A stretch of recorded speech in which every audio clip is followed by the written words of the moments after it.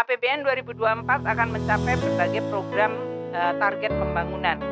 Kemiskinan diperkirakan akan terus turun di 6,5 hingga 7,5%. Dan Wakil Direktur Indef Eko Listianto menilai perhelatan pemilu tahun depan memberikan sinyal positif.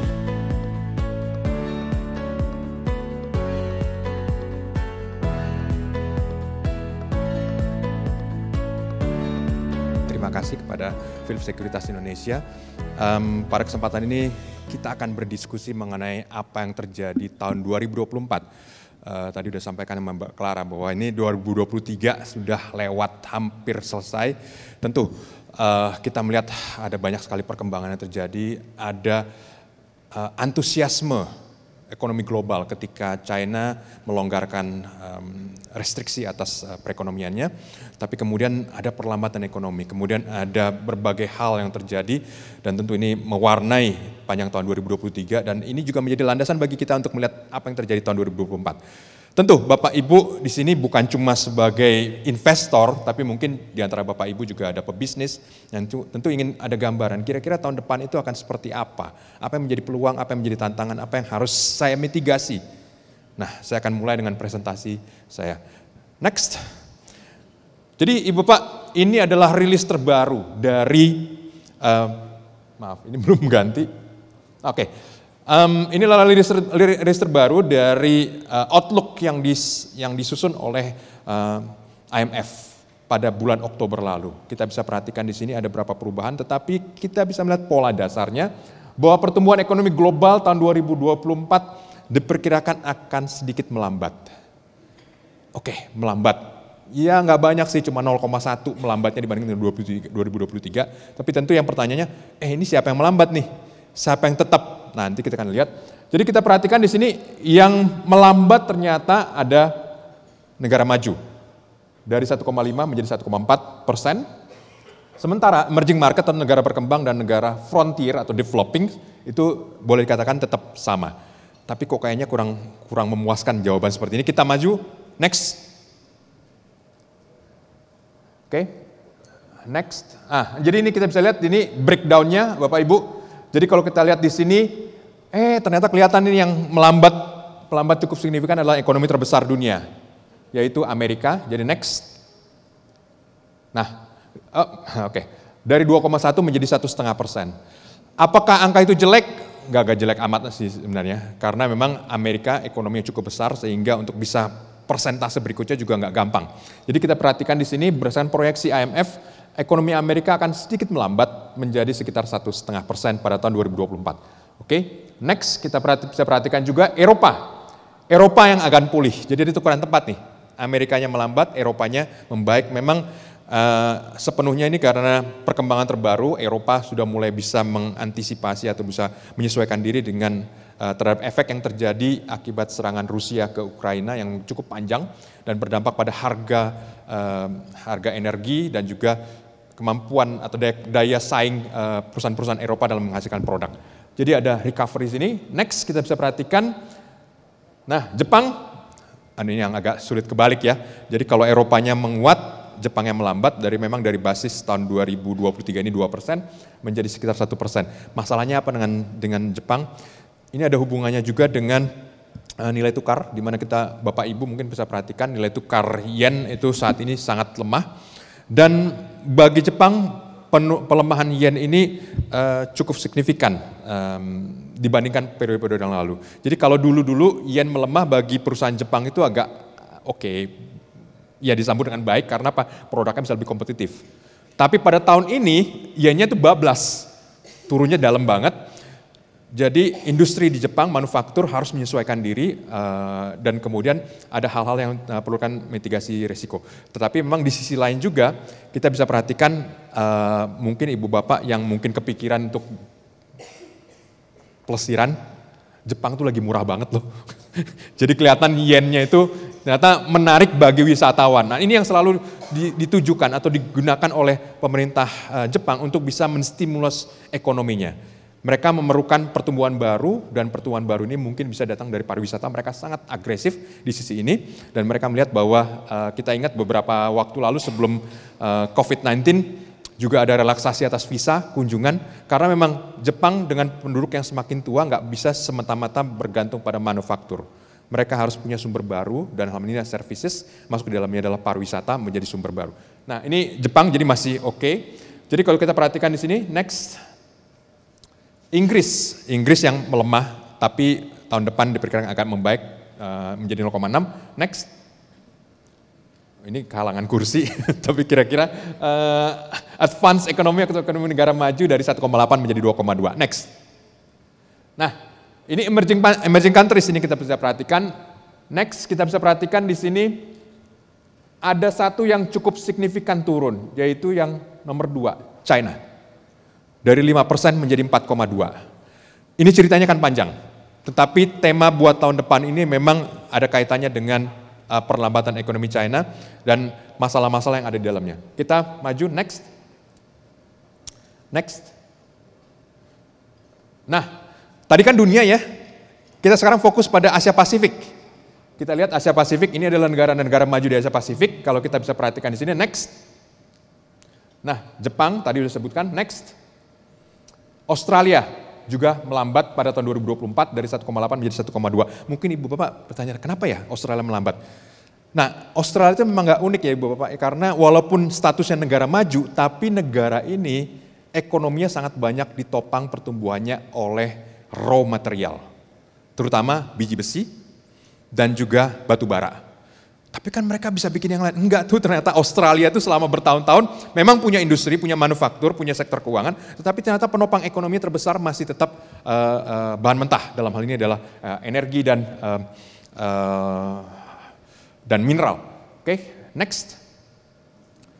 Korea agak sedikit membaik, lumayanlah dari 1,4 menjadi 2,2. Next. Nah, ini sekarang kita masuk ke negara berkembang di Asia Pasifik. Jadi kalau kita perhatikan di sini, next, ada angka China 4,2, dari 5 menjadi 4,2, next.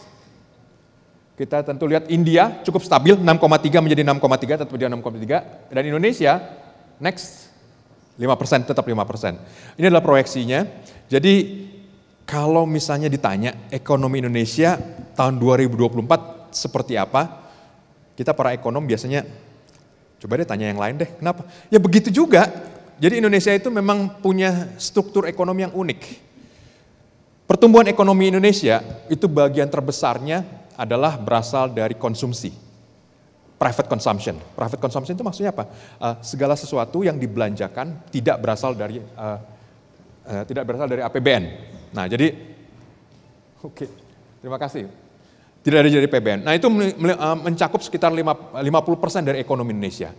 Nah jadi dari private consumption ini setiap tahun ternyata rata-rata bertumbuh sekitar 5%. Nah jadi oke, kalau setiap tahun bertumbuh 5%, sementara itu bagiannya adalah setengah dari ekonomi Indonesia, pertumbuhan ekonomi Indonesia, berarti setidak-tidaknya ekonomi Indonesia itu 2,5% udah di tangan. Iya Pak, hanya dari private consumption. Nanti ada breakdown-nya lebih jelas. Itu sebabnya kenapa Indonesia sebenarnya kalau ditanya ekonominya akan ketemu, ya selama konsumsi masyarakat nggak keganggu, selama sektor keuangan nggak keganggu, harusnya sih oke. Nggak akan sampai ke resesi dan lain-lainnya. Ini yang perlu kita syukuri juga karena memang ekonomi Indonesia cukup robust. Ya tadi ya, 2,5% udah di tangan. Nggak perlu ngapa-ngapain ya. Belum lagi tambah nanti PMTB atau pembentukan modal tetap bruto atau investment, itu biasanya itu tulang punggung pertumbuhan ekonomi Indonesia, dan itu pasti selalu akan positif. Ada belanja pemerintah juga dan lainnya. Jadi sebenarnya boleh dikatakan selama sekian puluh tahun ekonomi Indonesia itu nggak mengalami resesi karena memang sulit untuk bisa terjadi di Indonesia. Hanya pernah 2 kali terjadi di mana ekonomi Indonesia mengalami resesi. Pertama adalah tahun 1998 ketika sektor keuangannya kolaps. Indonesia mengalami resesi karena tadi inflasinya tinggi, kemudian juga logistiknya terganggu, ada kerusuhan dan lainnya, sehingga ekonominya mungkret. Sudah itu terjadi recovery. Kali kedua Indonesia mengalami resesi adalah pada saat COVID-19, ketika kita tidak bisa bertemu muka. Sektor jasa perdagangan itu adalah bagian nomor 3 terbesar di Indonesia, sehingga ketika orang tidak bisa bertatap muka, perdagangan terhenti, konsumsi juga ikut turun karena penghasilan bagi banyak orang terpengaruh. Itu sebabnya kenapa saya cukup yakin bahwa kedepannya ekonomi Indonesia masih akan bisa membukukan 5% dan ini diamini oleh IMF karena memang struktur ekonomi Indonesia memang unik dibandingkan negara-negara lain. Sampai kapan Indonesia bisa bertahan seperti begini dengan struktur di mana konsumsinya cukup tinggi? Sampai dengan kira-kira sekitar tahun 2030, 2004, mungkin 2035 kira-kira. Karena ada kaitannya dengan urbanisasi dan masih besarnya penduduk muda di Indonesia. Itu sebabnya kalau misalnya orang nanya ya sebenarnya apa sih yang dimaksud dengan bonus demografi? Ya itu, penduduk muda, ada urbanisasi, kesediaan tenaga kerja, ekonomi yang kompetitif, itu yang membuat konsumsi Indonesia bisa bertahan tetap tinggi. Oke, kita perhatikan di sini. Next. Oh, oke. Nah, next ini angka-angkanya secara umum ya. Jadi kalau kita perhatikan ekonomi Indonesia masih tetap diproyeksikan masih 2024 5% bertumbuh, kemudian harga turun. Nah, ini Ibu Bapak. Jadi proyeksinya kira-kira inflasi tahun depan akan turun 2024. Menarik ini, kalau inflasi turun biasanya pertumbuhan ekonomi menjadi lebih baik atau setidaknya strukturnya menjadi lebih baik. Angka current account balance mulai minus 0,6, jadi balance-nya sudah mulai minusnya makin besar. Bukannya kalau minusnya besar itu nggak baik, enggak, kebalik Indonesia. Kenapa? Karena kalau current account balance-nya Indonesia itu minus, itu menunjukkan bahwa industri sudah mulai memikirkan atau mulai melakukan ekspansi. Loh, kok bisa seperti itu? Karena memang industri di Indonesia, mesin-mesin kebanyakan masih harus impor. Jadi kalau misalnya di Indonesia terjadinya adalah ini current account balance, orang nggak mau impor mesin, pasti sebenarnya para industriawan itu lagi mikir, ngapain saya harus ekspor, ngapain saya harus beli mesin baru, kalau ternyata produk yang lama masih nggak laku. Tapi kalau misalnya industri sudah mulai, oke, saya akan impor mesin, maka itu akan menjadi indikasi bahwa ekonomi Indonesia menuju perbaikan atau ada ekspansinya. Nah ini yang memang agak unik dibandingkan negara lain, Indonesia kalau current account balance-nya negatif, itu biasanya justru pertumbuhannya lebih bagus. Oke, next. Nah, tadi saya sebutkan mengenai China Effect, ini yang sangat serius karena memang perlambatan ekonomi di China ini banyak dipengaruhi oleh struktur. Strukturnya seperti apa? Jadi ini tebak-tebakan ya Ibu Bapak ya. Jadi kalau orang nanya, kelas aset apa yang menjadi kelas aset terbesar di dunia? Biasanya orang akan jawab, oh sahamnya Amerika. Kenapa? Lihat aja. Microsoft itu, Apple itu market cap-nya hampir 3 triliun dolar. Microsoft sekitar 2 triliun dolar. Kemudian Facebook, kemudian Google dan lainnya di atas 1 triliun dolar. Jadi itu aja udah berapa? Ternyata salah Ibu Bapak. Aset terbesar di dunia itu ternyata adalah properti yang dimiliki oleh masyarakat di China. Nilainya berapa? 47 triliun dolar. Kira-kira. Nah menjadi masalah, kenapa? Cukup besar bagian dari aset ini saat ini menjadi masalah sejak peristiwa Evergrande mengalami bankrupt 2 tahun yang lalu, dicoba untuk direstrukturisasi, tapi ternyata menemui jalan buntu. Ternyata habis itu muncul lagi Country Garden, perusahaan properti terbesar mengalami masalah tahun 2023 ini. Yang terjadi adalah ada sedikit pesimisme di masyarakat, itu sebabnya saat ini yang terjadi adalah pertumbuhan ekonomi China itu melambat. Nomor 2 terjadi deflasi, kemudian terjadi FDI, Foreign Direct Investment, yang turun cukup tajam, sekitar 90%. Di sisi lain juga ada capital outflow yang cukup besar. Jadi rekornya sepanjang second half dari 2023 ini, capital outflow dari investor asing yang ada di China menuju keluar China itu mencapai sekitar 80 miliar dolar. Loh, pergi kemana kalau keluar dari China? Nah ini yang saat ini kenapa kita di Bursa Efek Indonesia berusaha untuk melihat, ini perginya kemana nih portofolio ini. Bagian terbesar yang cukup signifikan itu berasal dari investor-investor institusi dari Australia, dan biasanya investor Australia itu lebih dekat tematiknya terkait dengan infrastruktur, karena mereka ekspornya di situ. Nah ini yang kita coba lihat ya, bagaimana bisa nggak ya kita Indonesia bisa menjadi tuan rumah yang baik bagi modal yang saat ini sedang outflow dari China. Oke, apakah akan berdampak lebih luas? Ya tentu. Dan kita bisa lihat di sini yang mungkin akan berdampak lebih luas terhadap perlambatan ekonomi China itu adalah negara-negara eksportir minyak. karena konsumen minyak terbesar di dunia saat ini adalah China dan mereka melakukan import. Nah, kenapa mereka melakukan import? Karena memang bagian terbesar dari konsumsi minyak di China itu adalah gunakan untuk industri. Jadi ketika industrinya turun, maka demand-nya juga akan turun, mungkin harga akan turun, akan berdampak pada revenue atau penerimaan bagi negara lain yang produksi minyak. Negara lain yang resource intensif juga mungkin akan melambat atau terdampak secara negatif, tetapi masih mending dibandingkan oil exporter, sementara di luar itu juga akan ada perlambatan mungkin terkait dengan pasar dan lainnya, tapi nggak begitu besar. Next. Nah, ini ada loan dari China, ini terkait dengan Belt and Road Initiative juga di dalamnya, peaknya adalah tahun 2016, sejak itu turun, karena memang ada cukup banyak dari loan yang disampaikan dalam terkait dengan Belt and Road Initiative ini, kemudian end up atau berakhir dengan kredit macet. Itu yang terjadi dengan Pakistan, itu yang terjadi dengan Kenya, itu yang terjadi dengan beberapa negara di Afrika. Jadi dengan perlambatan ekonomi seperti ini, kedepannya mungkin China akan lebih hati-hati dalam menyalurkan pinjaman dan mungkin lebih banyak resource-nya digunakan untuk melakukan restrukturisasi atas loan yang macet ini. Oke, next. Nah, resikonya seperti ini, ya tadi saya sebutkan 47 triliun dolar, maka kita lihat uang warna biru gelap itu mengalami penurunan, itu yang drag down, mendorong pertumbuhan ekonomi China menjadi melambat karena memang ada pesimisme. Jadi saya kadang-kadang kalau di antara sesama ekonom tuh apa ya kira-kira yang bisa gunakan untuk menggambarkan seperti ini? Akhirnya kita ketemu. Kira-kira bayangkan Ibu Bapak ya, kita tahu di Indonesia kan ada kasus Meikarta. Nah, jadi mana orang udah bayar, tapi bangunannya nggak jadi dan nggak tahu sampai kapan gitu. Nah, jadi kita bisa bayangkan China itu seperti mengalami, satu negara tuh mengalami kasus seperti Meikarta secara banyak, secara masif. Itu sebabnya kenapa mereka jadinya mengerem belanja mereka. Nah, ini yang membuat ekonomi menjadi melambat.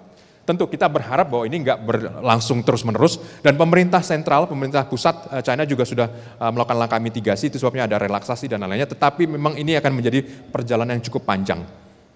Apa yang terjadi dengan sektor properti China itu nggak seperti Lehman Brothers yang turunnya cepat, kemudian habis itu recovery-nya cepat. Ini mungkin akan lebih lambat, tetapi ini akan dragging cukup panjang. Berapa lama kita nggak tahu, tetapi minggu lalu Moody's sebagai lembaga rating sudah melakukan outlook negatif terhadap China karena memang ada kaitan dengan sektor properti yang berdampak negatif terhadap konsumsi dan pertumbuhan ekonomi China. Oke, next. Nah, ini adalah dolar indeks dan nilai tukar. Jadi Ibu Bapak, kalau misalnya sekarang ini kita ngerasa, kok kayaknya dari tahun kemarin itu dolar itu kok mahal banget ya? Ada jawabannya. Karena memang tingkat bunga US dollar juga sedang tinggi. Jadi dari catatan saya itu bunga US dollar itu mungkin tertinggi hampir 25 tahun terakhir. Kenapa? Karena tadi memang the Fed itu perlu mencegah supaya jangan inflasi merajalela sehingga mereka menaikkan tingkat bunga sehingga uang beredar juga makin menjadi turun dan mengurangi risiko tercapainya memicu inflasi.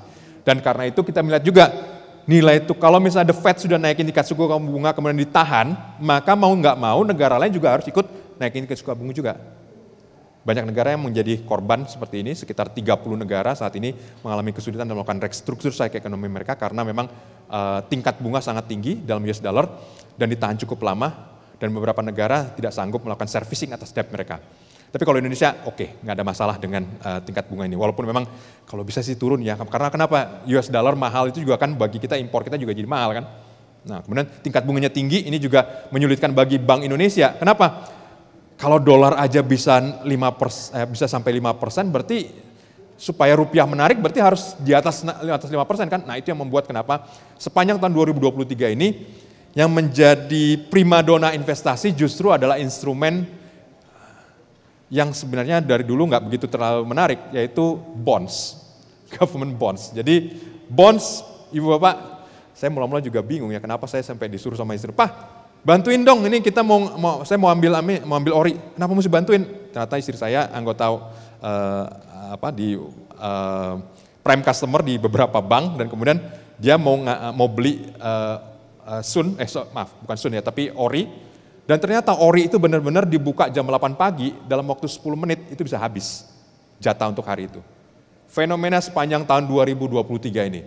Jadi beruntung sekarang Ibu Bapak ya, di Philips Sekuritas bisa beli SBN juga, jadi nggak perlu nyebrang pagar, karena memang ini yang memang sangat insentif sangat besar, di mana tingkat bunganya tinggi, kemudian di sisi lain juga pajaknya rendah.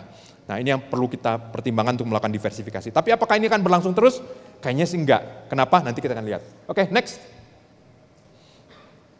Nah, kenapa? Karena ini Ibu Pak ya. Jadi ini ada suatu fenomena di dunia keuangan, di mana kalau tingkat bunga itu bonds itu namanya inverted yield terjadi, biasanya yang terjadi adalah yang terjadi adalah resesi. Pernah terjadi tahun 1990, jadi ketika warnanya jadi merah, kemudian dot-com bust terjadi lagi, dan kemudian global financial crisis terjadi lagi, 2020 ketika COVID terjadi lagi, sekarang posisinya di bawah, tapi yang terjadi adalah ekonomi Amerika nggak masuk dalam resesi. Jadi kembali lagi, ternyata selalu ada hal baru di dunia keuangan. Itu sebabnya kenapa sepanjang tahun 2023 ini banyak orang yang melakukan short selling di sahamnya Amerika, itu kejerat gitu. Kenapa? Mereka expect bahwa Amerika akan mengalami perlambatan ekonomi, kemudian masuk ke dalam resesi sehingga terjadi fire sale, ternyata nggak terjadi. Jadi ada suatu hal yang terjadi, jadi kalau misalnya Bapak Ibu mengalami kebingungan, ini kenapa ya Amerika sepertinya kok kuat banget ekonomi, ya itu juga terjadi. Bahwa tingkat inflasinya turun, pertumbuhan ekonominya tetap baik, penganggurannya rendah, malah masuk ke dalam termasuk dalam terendah hampir sepanjang masa. Ini membuat kenapa Amerika menjadi daya tarik yang sangat kuat bagi capital seluruh dunia. Nah, next kita perhatikan. Nah ini gambar dari JP Morgan. Jadi Bapak ya, kita perhatikan yang warna biru gelap. Jadi ketika awal tahun, orang udah betting nih, ini Amerika masuk resesi. Kemungkinan resesinya di atas 50%, tapi seiringan waktu apa yang terjadi, warna biru turun sampai dengan Desember udah nol, nggak jadi resesi. Yang terjadi adalah yang warna hijau, soft landing. Jadi Amerika bisa menurunkan tingkat inflasi mereka, tapi tetap mempertahankan ekonomi tetap tumbuh, employment tetap terkendali.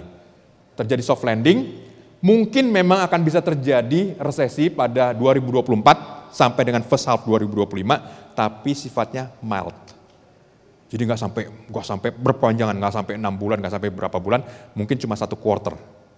Jadi perlambatannya lebih mild. Ini yang memang fenomena baru, jadi kita juga sesama ekonom juga bertanya-tanya, ini kayaknya ada hal baru yang harus kita perhatikan, ada dinamika baru dalam ekonomi yang belum ada sebelumnya. Oke, next. Nah, ringkasannya seperti begini ya, jadi tingkat inflasi udah turun, ya, puncaknya tahun 2022 udah di belakang, kedepannya masih akan terus turun. Kemudian juga kita lihat resesi nggak jadi, di cancel. Nah sekarang tugasnya The Fed itu menjaga jangan sampai Amerika masuk deflasi. Nah deflasi itu lebih berat lagi penanganannya. Tapi at least menjaga supaya inflasi tetap rendah itu bisa tercapai. Next, kita perhatikan masih mungkin turun 2024, tapi tentu ada faktor geopolitik yang mungkin nggak bisa berpengaruh, tapi at least minor. Next, baru nanti inflasi akan mencapai puncak terendahnya sekitar tahun 2025. Next. Dampaknya apa? Dampaknya kira-kira beberapa negara penghasil bahan mentah ini akan terdampak. Jadi ekonomi melambat, China melambat, demand terhadap batu bara akan menurun, demand terhadap bahan mentah juga akan menurun. Ini akan berpengaruh pada beberapa negara karena ada perlambatan. Oke, next. Nah, cuma pertanyaannya balik lagi nih. Ini dolar Amerika kapan turunnya? Akan sangat tergantung pada tingkat bunga The Fed.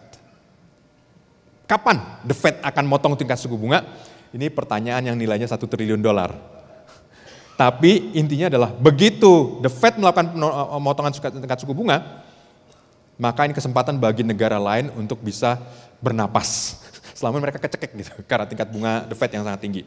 Nah, ini diperkirakan terjadi sekitar tahun 2024, belum tahu apakah pada bulan Maret, April, Mei, atau dan seterusnya, tetapi arahnya lebih besar kemungkinan The Fed itu tidak akan naikin lagi, tapi akan lebih memotong tingkat suku bunga karena inflasi juga sudah turun. Oke, next. Oke, tahun politik 2024. Ini kalau misalnya bicara soal tahun politik, saya sering banget dapat pertanyaan, Pak Waltak, kira-kira tahun politik dari 2022 ini udah ditanya mengenai tahun politik, kayaknya setiap tahun ini tahun politik nih. Tapi tahun 2024 beda Ibu Bapak ya. Kenapa? Next. Nah ini dia. Ini adalah negara-negara yang akan pemilu tahun 2024. Ada, lebih dari setengah penduduk dunia itu akan pemilu. Jadi tahun politiknya bukan cuma lokal Indonesia, tapi global. Nah bisa kita perhatikan di sini. Ada India yang akan pemilu juga. Ada Amerika, ada Indonesia, ada Brazil, ada Meksiko, Pakistan, Rusia, dan lain-lainnya. Oke, spesifiknya apa? Next. Nah ini 4,2 miliar orang akan pemilu tahun 2024. Jadi sampai dibilang bahwa ini rekor dunia, belum pernah sebanyak ini orang ikut pemilu dalam 1 tahun, sepanjang sejarah. Next. Mana pemilu yang penting? Nah, nomor 1, paling atas adalah Taiwan pada bulan Januari. Itu sebabnya kenapa Amerika dengan China itu agak friksi pada tahun 2023 ini, karena memang tahun 2024 ini akan ada pemilu di Taiwan, di mana partai LPP ya kalau nggak salah yang leading sekarang ini, itu akan bertarung melawan Kuomintang KMT. Memang agak di atas karena memang LPP ini lebih pro kemerdekaan, yang tentu nggak disukai oleh China, tapi di sisi lain Kuomintang juga saat ini catching up. Jadi penentuannya sekitar bulan Januari nanti, DPP bukan LPP, DPP, ada Kuomintang, ada Taiwan People's Party. Jadi bulan Januari, harapannya adalah kalau 13 Januari kemudian ternyata pemilunya berlangsung aman dengan baik, maka intensitas friksi antara Amerika dan China bisa ikut menurun. Nomor 2 tentu, 14 Februari, hari Valentine juga menjadi hari pemilu bagi Indonesia, kita bisa perhatikan di sini, Indonesia sangat penting. Rusia juga ternyata akan pemilu bulan Maret. Belum ada tanggalnya, tapi saya baru tadi pagi baca Putin akan bertarung lagi dalam pemilu Rusia. India April dengan Mei, ini juga penduduk 1, miliaran. Kemudian ada Afrika Selatan, ada Meksiko, dan terakhir ada kedua terakhir Uni Eropa.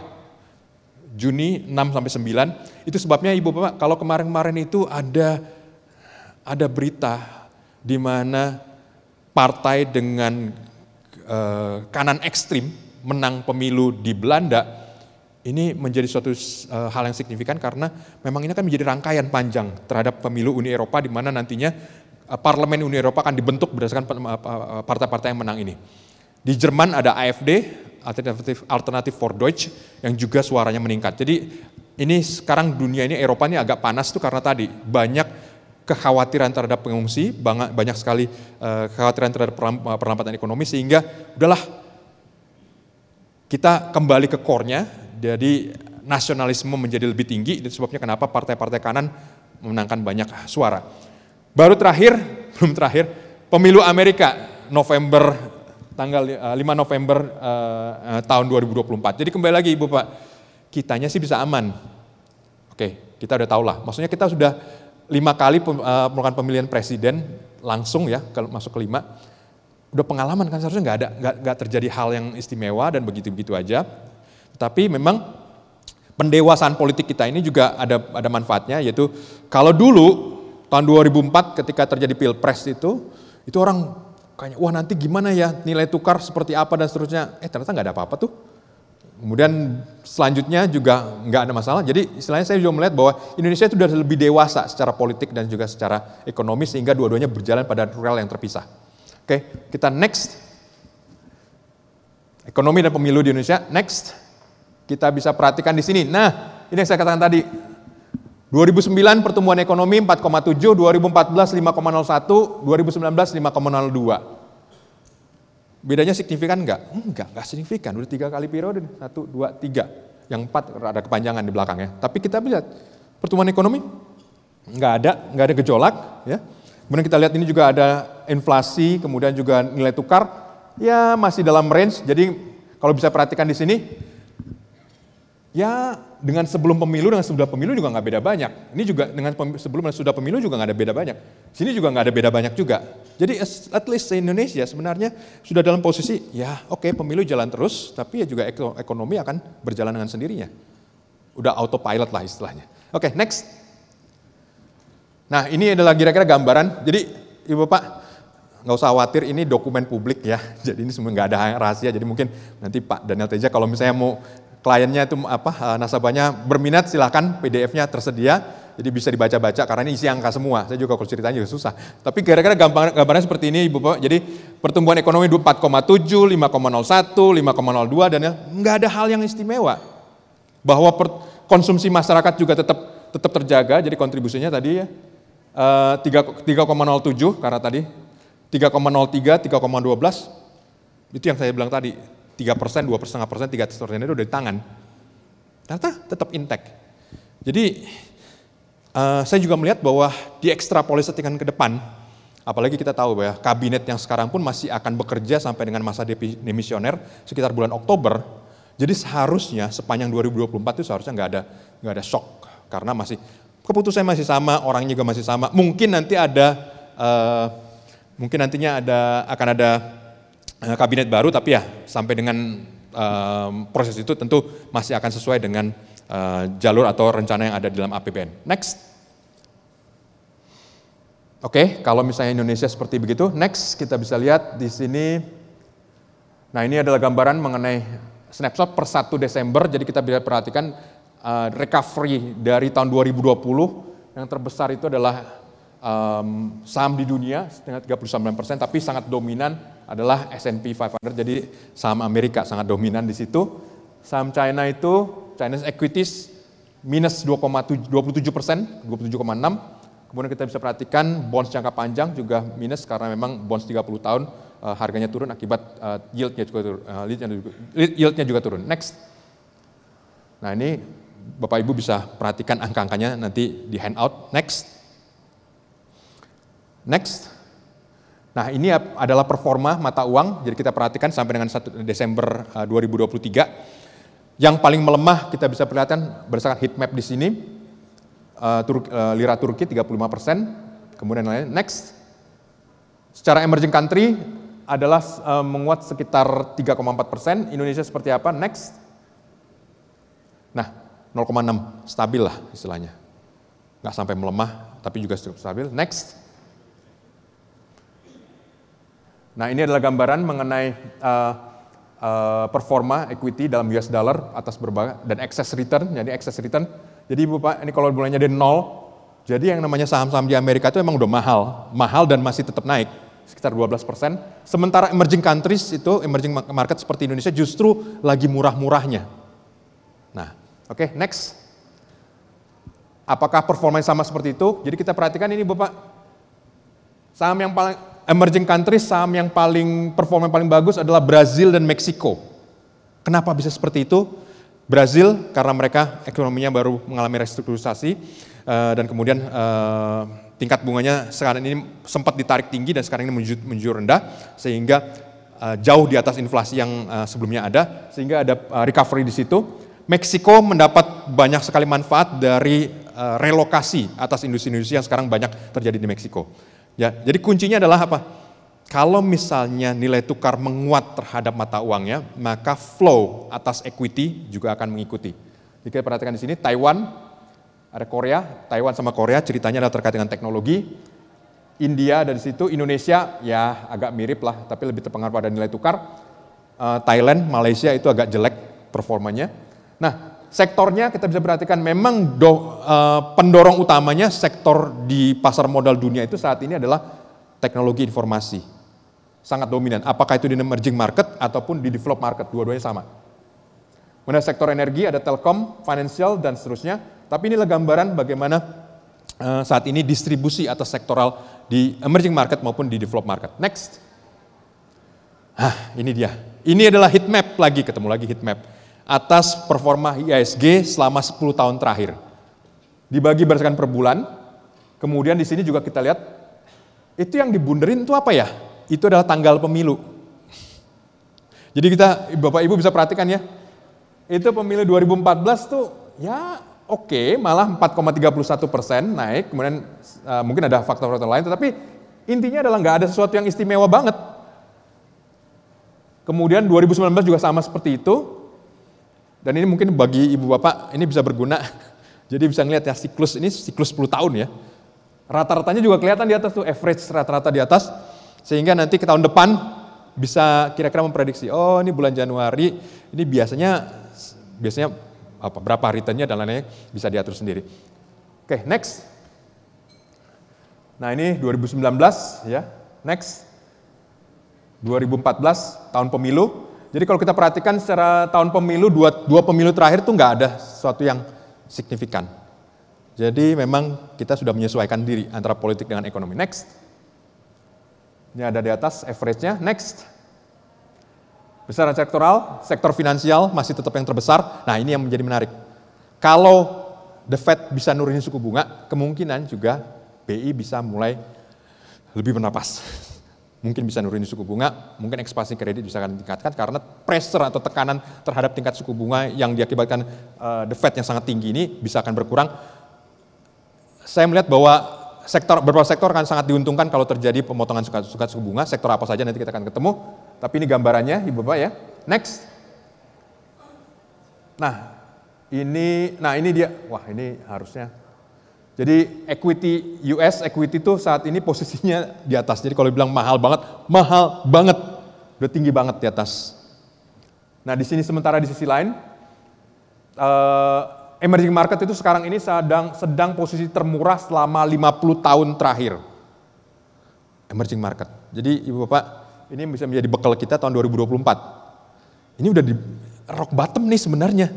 Ada kemungkinan turun? Bisa, tapi 50 tahun loh range-nya. Nah, oke, next. Bagaimana dengan komoditas?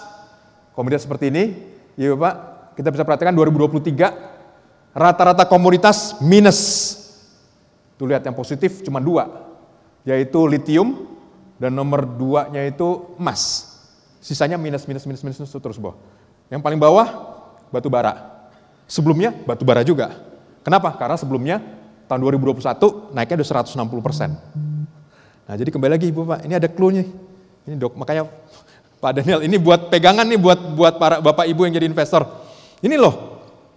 Kenapa? Kalau pertumbuhan ekonomi tinggi banget, biasanya sektor energi akan tinggi dan sumber energi batu bara dan minyak itu kan sangat dominan. Tapi kalau misalnya ekonomi mulai melambat, biasanya akan ada muncul sumber baru. Dan kita perhatikan, Ibu Bapak ya, yang paling atas 2021, 2022, 2023 itu adalah lithium. Ini yang menjadi bahan bakar berikutnya pada green energy. Nah, jadi kendaraan hijau dan lainnya itu sangat didominasi oleh ini. Ada nikel dan lain-lainnya, tetapi intinya lah ini juaranya. Jadi kedepannya memang dunia akan bergerak ke arah environmental friendly atau pengendalian terhadap dampak lingkungan emisi gas rumah kaca. Next. Oke, jadi inflasi Indonesia akan masih melambat tahun depan. Udah inflasinya melambat, kemudian tingkat suku bunga bisa diturunkan. Biasanya ini mengakibatkan ekonomi lebih bergairah. Next. Bank sentral diperkirakan mulai memotong tingkat suku bunga, tapi kapan nggak ada yang tahu, kita tunggu aja. Tapi Ibu Bapak paling nggak punya clue ya. Kalau The Fed udah mulai kayaknya akan turunkan suku bunga, maka yang lain akan mengikuti. Next. Pasar modal sudah decoupling sejak pemilu 2004. Next. Nah ini dia, kalau iklim tingkat suku bunga turun, apa yang biasanya paling diuntungkan? Pertama adalah sektor perbankan. Kenapa? Penyaluran kredit bisa naik lagi, bunga lebih murah. Next, otomotif biasanya ya. Tapi ini in textbook ya, Ibu Pak. Kenapa? Karena 95% dari otomotif itu belinya kredit. Nah, jadi kalau tingkat bunga lebih rendah, demand terhadap penjualan juga akan meningkat. Next. Apalagi yang dibeli secara kredit, real estate. Kemudian apalagi kalau yang berdampak dari real estate, next, konstruksi. Ya iyalah, real estate kan harus dibangun kan, perusahaan konstruksi juga ikut masuk dalamnya. Oke, next. Jadi di sini ada beberapa sektor yang sangat diuntungkan oleh penurunan tingkat suku bunga, tapi ada beberapa juga yang kita perlu, ini kayaknya cadangan nih, defensif. Defensif di sini adalah terkait dengan consumer goods, yang memang cash flow-nya cukup kuat, tapi mereka biasanya tidak tergantung oleh tingkat suku bunga, dan juga sektor kesehatan. Andai, mudah-mudahan nggak terjadi, ada satu gangguan kesehatan yang cukup luas, mudah-mudahan nggak terjadi. Oke, next. Sektor energi dan pertambangan secara umum cenderung akan melemah. Tadi sudah kita lihat ya, harga batu bara udah 2 kali turun karena memang naiknya sempat tajam sekali. Minyak juga mungkin seperti itu karena perlambatan dari ekonomi China. Dan ini secara umum akan membuat Ibu Bapak punya gambaran, kira-kira portofolio ke depan 2024 akan lebih cenderung kemana, lebih arahnya kemana, dan juga bagaimana mitigasinya. Jadi Ibu Bapak, kira-kira ini ya kesimpulan, karena nextnya berikut adalah next. Terima kasih atas perhatian Bapak Ibu. Kalau Ibu Bapak ada pertanyaan, silakan sampaikan lewat email, saya akan berusaha untuk menjawabnya. Saya kembalikan ke moderator. Bapak Polta, mohon tetap berada di atas panggung karena kita akan memasuki sesi tanya jawab Pak Polta. Tapi kalau bisa saya apresiasi terlebih dahulu ya Pak. Mungkin bisa diambil garis tengahnya bahwa memang dari seluruh pemaparan Bapak ini justru yang menarik adalah negara berkembang ini justru diharapkan untuk menjadi penopang utama justru ya di ekonomi global di tahun 2024. Karena kita melihat prospek ekonomi negara maju ini justru malah melemah begitu Pak. Tapi boleh duduk dulu Pak, boleh lebih santai lagi. Karena kita akan memasuki sesi tanya jawab. Saya pun sebenarnya banyak sekali catatan Pak, menarik sekali soalnya. Dan I learn a lot from you, dan saya yakin juga pasti Bapak Ibu di sini juga banyak sekali pertanyaan di kepala Bapak Ibu, dan diharapkan pertanyaannya bagus-bagus karena apa? Akan mendapatkan door prize spesial. Maka dari itu silakan Bapak dan Ibu, apakah ada yang ingin bertanya? Baik, oke, ternyata secara online terlebih dahulu, oke, kita secara offline terlebih dahulu. Tadi mungkin yang angkat tangan di mana Pak? Izin. Tadi Pak Poltak melihatnya yang belakang atau depan dulu Pak? Dua-duanya itu. Depan dulu. Depan dulu kalau depan. begitu. Silakan Pak, namanya siapa? Pertanyaannya apa? Silakan Pak. Terima kasih Pak Poltak. Pertanyaan saya simpel aja Pak. Beberapa waktu yang lalu sebelum terjadinya COVID, kita sudah ada sedikit perkiraan bahwa akan terjadi super cycle komoditas. Tapi ternyata dalam 2 tahun terakhir komoditas terutama di Indonesia kan batu bara dan sawit ya, itu menurun drastis gitu. Nah itu kira-kira prediksi seperti itu masih relevan apa tidak Pak dengan kondisi seperti sekarang ini? Terima kasih. Bapak izin namanya? Taufik Rahman. Oke Pak Taufik, terima kasih atas pertanyaannya Pak Taufik. Jadi sebenarnya ada demarkasi yang sangat jelas sebelum COVID dan sesudah COVID. Jadi banyak hal yang diprediksi atau diramalkan sebelum COVID itu sekarang menjadi irrelevan.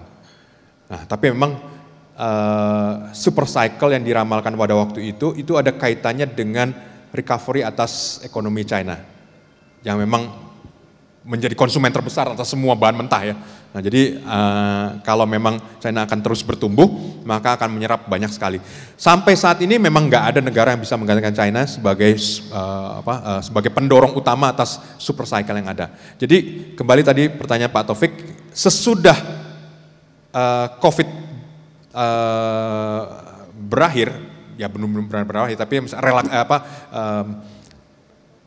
pembatasan kegiatan yang sangat ekstrim terjadi di China, terjadi recovery, ada harapan waktu itu, wah ini nanti super cycle akan dilanjutkan lagi. Tapi ternyata enggak kejadian gitu, karena memang ada masalah baru terkait dengan sektor properti, kemudian juga konsumen yang juga daya belinya melemah, konsumsi yang melemah. Jadi tesis mengenai super cycle itu kayaknya pending dulu Pak, karena ada keadaan baru di sini.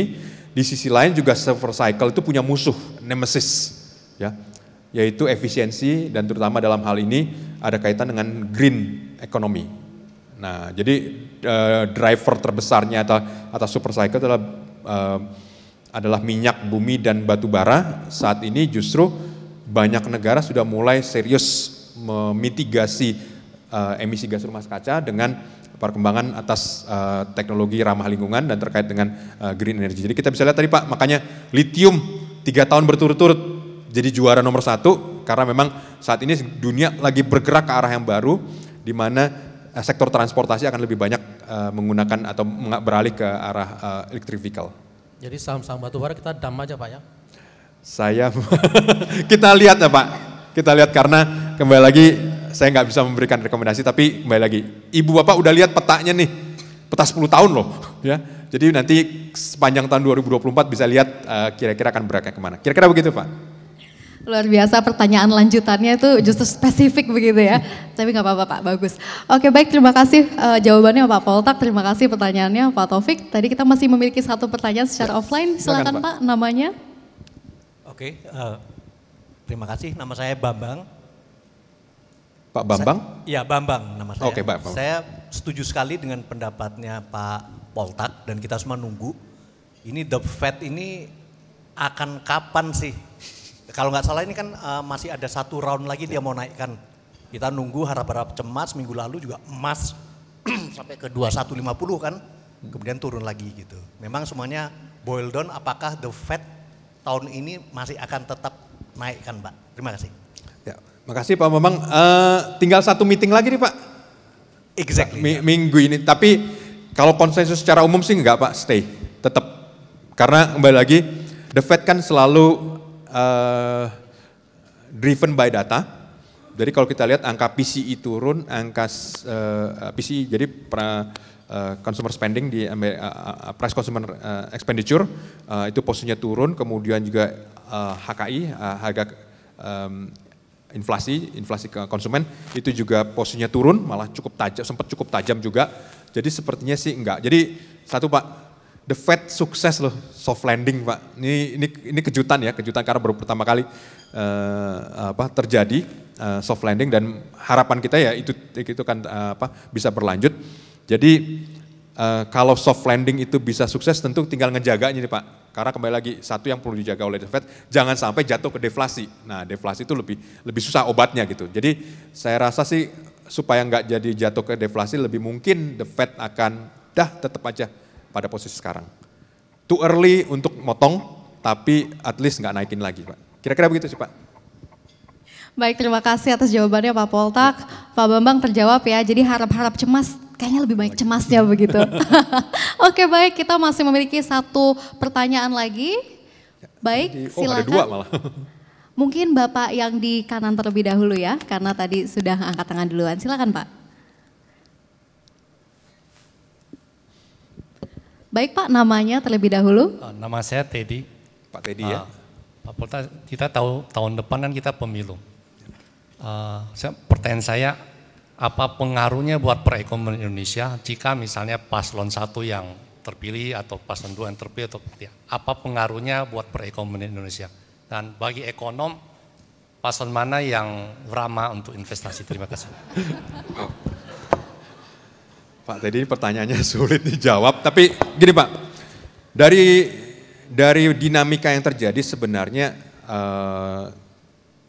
tim pendukung dari ketiga paslon orangnya juga itu juga, jadi teman-teman juga gitu ya. Jadi ada yang mendukung paslon nomor 1, ada yang mendukung paslon nomor 2, ada yang mendukung nomor 3. Itu banyak yang saling kenal, saling tahu, dan mereka dulu pernah ada yang malah jalan tim yang sama gitu kan. Jadi ada yang bilang ini sebenarnya lebih kayak pertandingan persahabatan, tapi ada juga yang ternyata lebih dalam dari itu. Ya saya nggak akan sebutnya seperti apa, tapi intinya di sini sebenarnya yang jauh lebih penting bagi kita adalah beberapa pos itu kemungkinan akan tetap apolitis. Jadi seperti sektor keuangan, misalnya Kementerian Keuangan, itu akan dari sejak masa Pak SBY sampai sekarang Pak Jokowi dan akan terus ke depannya kemungkinan akan tetap non partisan dan ini menjadi sangat penting ya. Dan memang Kementerian Keuangan ini yang mengurusi mengenai APBN, kemudian penerimaan, pajak dan lainnya perlu memang apolitis dan selama ini bisa terjaga saya rasa di Indonesia teknokrat juga sebenarnya ternyata orangnya itu juga. Jadi sebenarnya mungkin presidennya bisa berubah, wakil presiden juga bisa berubah, ya pasti berubah lah karena termnya udah habis. Tapi secara umum Pak, nggak banyak wiggling room lah sebenarnya atas di Indonesia. Jadi kalau APBN Indonesia dibedah itu sebenarnya 20% udah buat pendidikan, kan nggak bisa digeser lagi kalian. Kemudian ada dana perimbangan daerah, nah itu sekitar 30-20. Kemudian ada belanja pegawai dan seterusnya, ada belanja buat subsidi dan seterusnya. Jadi yang disebut sebagai keleluasaan fiskal di Indonesia itu cuma sekitar 12% Pak. Jadi presidennya boleh janjikan apapun, tapi ya ruangnya cuma bisa 12%, yang lain udah nggak bisa diutak-atik karena udah dikuncinya secara undang-undang. Jadi itu makanya kenapa Pak saya katakan siapapun yang jadi presiden nantinya, ya emang akan seperti life goes on juga. Kalaupun punya terobosan ya memanfaatkan 12% karena nggak bisa lebih dari itu gitu Pak. Nah kira-kira begitu Pak, jadi saya mencoba memanuver secara diplomatis ya untuk menjawab. Karena kita para ekonom juga 12% bisa bikin perubahan sebelah mana sih gitu. Nah, jadi lebih ke arah sana dan itu yang menjadi optimisme kita bahwa siapapun yang menjadi presiden, life goes on, Indonesia akan tetap jalan dan kemudian di sisi lain memang aktivitas ekonomi kita tadi saya sebutkan ya, private consumption itu memang bagian terbesar dari ekonomi Indonesia dan itu akan menjadi penopang. Jadi ya nggak banyak perbedaan, jadi apapun pilihannya dan apapun siapapun yang menang nanti saya juga nggak expect bahwa akan terjadi nggak expect akan terjadi perubahan yang sangat radikal karena memang ruang buat berubahnya cuma 12%. Kira-kira begitu Pak. Terjawab ya Pak tadi? Oke baik, terima kasih Pak Poltak. Ini kalau misalkan bulu tangkis nih tangkisannya keren banget juga ya, diplomatis sekali. Pakai angka. Pakai angka lagi, luar biasa. Ini padahal baru materi pertama udah ngeri-ngeri sedap ya pertanyaannya. Apalagi nanti nih sama Pak Budi, Pak Ari juga nih ya, dari Total Politik ditahan dulu, nanti pasti pertanyaan lebih banyak lagi. Dan kita masih ada satu pertanyaan lagi Pak, tapi kita masih mengambil dari online terlebih dahulu. Baik. Terkait dengan potensi outbreak COVID-19 dan pneumonia viral tipe baru di China yang baru-baru ini di Singapura bahkan sudah ada kasus yang cukup berat di Jakarta. Apakah respon market terhadap pandemi akan sama seperti tahun lalu jika terjadi kembali? Bagaimana potensi crash kembali? Terima kasih. Dari Bu Tessa, silakan Pak Poltak. Terima kasih Bu Tessa, pertanyaan yang sangat relevan dengan perkembangan terakhir ini. Tapi tentu kita melihat bahwa selama 3 tahun terakhir ini sejak pandemi berlangsung kita belajar banyak ya. Belajar kalau misalnya disuruh harus pakai masker juga orang nggak susah lagi. Kalau harus long distance, keep distance juga nggak susah lagi. Tapi yang paling utama adalah bagian dari kita sudah vaksinasi. Itu yang saya pikir menjadi menarik. Kalau di rumah saya yang pernah semua udah pernah kena COVID ya, mungkin juga di ruangan ini juga ada. Saya baru sekali sih, istri saya 2 kali, anak saya yang sulung 2 kali, anak saya bungsu 3 kali. Tapi apakah sampai berat? Rasanya enggak, cuma seminggu istirahat di rumah, kemudian bisa beraktivitas kembali. Jadi saya melihat bahwa ada manfaat dari vaksinasi global yang dilakukan dan inilah buktinya sekarang ini. Jadi apakah kalau udah divaksin flu misalnya kemudian jadi nggak kena flu? Enggak, tetap kena juga tapi nggak sampai berat gitu kan. Nah apakah kalau sudah divaksin COVID juga berarti nggak bisa kena COVID? Enggak, tetap juga tapi lebih ringan karena jangka pemulihannya bisa lebih cepat karena tubuh kita sudah punya sistem kekebalannya. Jadi saya rasa ini yang menjadi penting. Itu sebabnya juga kalau misalnya kita melihat saat ini masyarakat yang juga secara umum nggak overreaction ya. Bagi mereka yang mau pakai masker tetap ada kita respect bahwa setiap orang punya responsibility, tanggung jawab terhadap masing-masing dan bagi kita itu adalah pilihan yang sangat wajar, logis juga. Bukan apa, kita juga punya masalah kualitas udara sih sebenarnya ya. Maka kenapa banyak orang juga pakai masker karena itu terkait itu. Jadi saya rasa kita sudah belajar banyak lah selama 3 tahun terakhir dan kita bisa menyesuaikan dengan lebih baik. Tapi kembali lagi di sini COVID mengajarkan kita banyak hal. Tapi di sisi lain kita bisa mampu melakukan mitigasi secara luas, bukan cuma Indonesia tapi seluruh dunia. Dan ini modal yang bagus lah untuk maju ke depannya karena biar bagaimanapun juga ekonomi akan selalu bagus kalau orang di dalamnya yang penggeraknya adalah sehat dan itu yang menjadi prioritas bagi kita. Kira-kira begitu sih jawaban menarik sekali. Jadi karena memang kita melihat outbreak yang ada ini memang menakutkan sekali gitu ya Pak Poltak ya. Sekarang di berita-berita tuh gencar sekali, bahkan mungkin diawali dari Singapura terlebih dahulu ya. Outbreaknya ini makin tinggi karena juga dari sisi turis juga lebih banyak ke Singapura. Jadi memang COVID-19 ini makin tinggi. Tapi tadi di pemaparannya Pak Poltak juga bilang bahwa COVID-19 ini akan terjadi di 2025. Tapi dengan adanya outbreak ini apakah ini akan bisa mendelay hal tersebut atau seperti apa? Saya rasa kembali lagi ya, kalau pneumonia itu kan memang sudah ada dari dulu sih. Jadi itu makanya kenapa kita sebenarnya lebih baik dengan preventif. Jadi kalau misalnya orang bilang oke, vaksinasi pneumonia, kebetulan satu rumah saya udah semua. Ya, jadi mungkin ibu bapak juga perlu mempertimbangkan vaksinasi pneumonia itu juga nggak mahal ya sebenarnya dan bisa dilakukan dengan cepat. At least memberikan kita kekebalan. Jadi saya melihat bahwa keadaan sangat berbeda dibandingkan dulu. Ketika muncul penyakit yang sangat cepat menular, kemudian nggak ada caranya gitu untuk mengurangi risiko. Ya nggak heran kalau orang panik dan kemudian terdampak terhadap ekonomi. Tapi kalau kita seperti sekarang ini, pertama vaksinasinya sudah ada, metode kita untuk menjaga kesehatan juga sudah ada, kita juga terbiasa dan kita cukup toleran dan di sini saya rasa adalah kita juga pernah melihat kan cycle mulai dari varian Delta, varian Omicron dan lain-lainnya. Kelihatannya semakin kesini memang semakin benign, tapi bukan berarti kita nggak boleh anggap enteng ya, karena memang yang paling berat itu justru adalah bagaimana kita menjaga keluarga kita atau kerabat kita yang memang punya daya imun rendah. Ini yang mungkin lebih kita jaga, tapi kalau misalnya kita yang punya daya kekebalan cukup tinggi, harusnya sih kalau sudah vaksinasi harusnya sih nggak terlalu masalah. Dan kita lihat apa yang terjadi di China, memang itu lebih banyaknya mulainya dari anak sekolah. Nah, jadi anak sekolah dan kemudian dampaknya terhadap orang tua sih ternyata nggak gitu besar, tapi terhadap anak-anak mungkin karena segmen anak-anak ini memang punya keunikan ya. Nah, kemudian sampai dengan ke Singapura, Malaysia juga ada, tapi sejauh ini saya nggak sampai health alert lah. Kita tahu Singapura itu kan agak paranoid ya mengenai kesehatan. Kalau saya sampai mereka nggak sampai seperti itu, dan saya rasa ini suatu yang ya perlu kita syukuri juga. Jadi market nggak akan crash lah ya kira-kira Pak ya? Nggak kayak waktu enggak. 2020 ya HSG di 3.500 Pak, itu gimana? Tapi sepertinya tidak akan karena kita sudah bisa memitigasinya. Resikonya, ya. Iya, dan pasti banyak alumni di sini ya. Oke, baik. Oke, karena keterbatasan waktu, inilah akhir dari sesi tanya jawab kita kali ini. Pak Poltak, terima kasih for sharing your thought with us. Boleh minta tepuk tangan ya Bapak dan Ibu untuk Pak Poltak.